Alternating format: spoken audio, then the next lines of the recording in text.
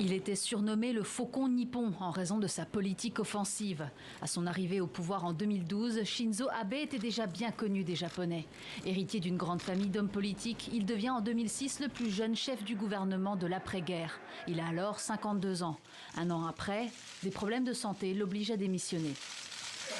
5 ans plus tard, le chef du parti libéral-démocrate fait son grand retour à la tête du pays.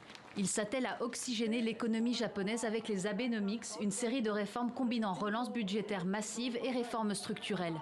Celles-ci permettent au pays de retrouver le chemin de la croissance après une longue période de crise. Autre pilier de la politique de Shinzo Abe, le nationalisme. Face aux tensions territoriales avec les pays voisins, en particulier les deux Corées et la Chine, le dirigeant remet en cause le pacifisme du pays, pourtant inscrit dans la Constitution. Je vais tout faire pour améliorer les relations diplomatiques avec tous les pays. Mais je vais aussi tout faire pour protéger fermement notre territoire. Il renforce également les lois antiterroristes et les missions des forces japonaises d'autodéfense, des décisions qui font polémique et entraînent des manifestations géantes, rarissimes dans le pays.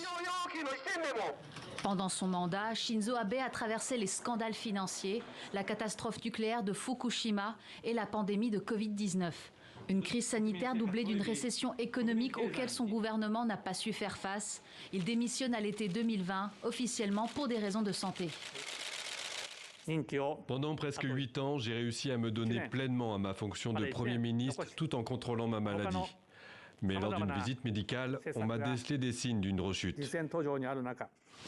Shinzo Abe détient le record du plus long mandat ininterrompu au Japon, 8 ans, au cours desquels il a réaffirmé la place du pays sur la scène internationale.